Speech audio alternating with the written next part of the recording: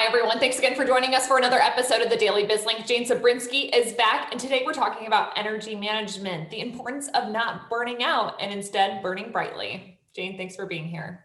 Thanks, Lindsay. So before we begin, of course, one of my favorite topics, and I love it, give me a 10 moment. Yeah, well, since we're on the topic of energy management, I've really focused in on identifying those things that just suck the life or the energy out of you. And one being our family junk drawer, which I think a lot of people have one. Well, ours just got so out of control, you couldn't find anything in it. So I prioritized finding little bins, getting it organized. So now the junk drawer at least has some organization to the chaos. Oh my God, I think that is hilarious because this morning I literally was looking in my junk drawer going, okay, this has got to be cleaned out because it's gotten crazy. That is so funny. I was doing the same thing. Well, and I love that because oftentimes we don't think about the fact that that takes energy away from us. You know, the disorder and the chaos is sometimes what the energy vampires are in our lives. They're not necessarily people.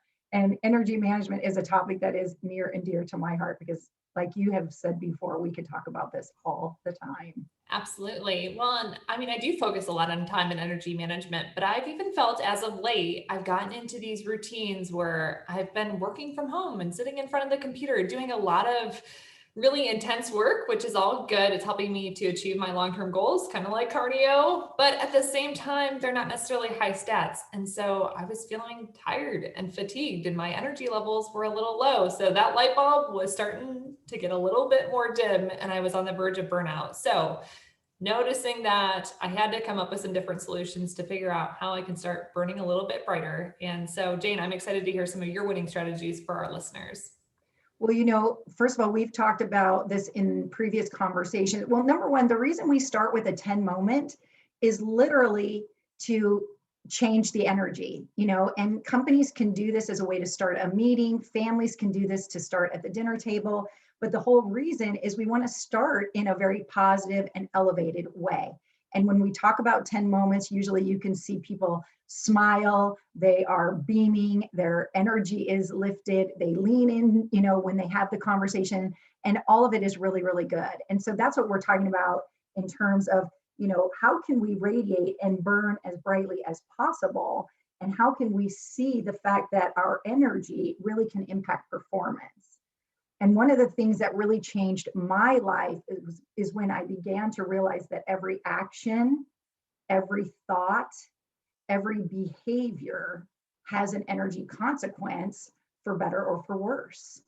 And it's those thoughts that I was like, oh my gosh, that's so true. Like everything we think about, every little thing that we do, from where we place our car keys to pretty much everything in our life has an energy consequence, and really becoming aware of, okay, what is my stat on my energy? And I love that you use that because our stat tool is a very quick assessment that doesn't require a lot of energy to think about. Well, and I love the exercise that you often do with individuals where they just look at how they planned out their entire day. And based on that, what is your stat on those activities? And will that help give you energy or will it suck all the energy out of you? Yeah, and then it becomes a matter of, okay, how can I raise that stat? Because in effect, let's say you've got a task that you really don't particularly love, but it's not cardio, for example, we talk about that, but it's just a low stat and you want to improve it. That's for yourself. That's to improve your energy and your overall well-being and how you feel. And, we've talked about cardio being those low stats of things that you don't want to do, but you need to do in order to perform. So for a lot of people, it might be, answering emails. Well, the idea behind it is don't give any energy to it. Don't give any positive or negative energy to it. Keep it super neutral. Just see it as a task that has to be done so that then you're reserving your energy for the places where you really need to perform well. So Jane, with that, what would you challenge our listeners to take action on over the course of the next week?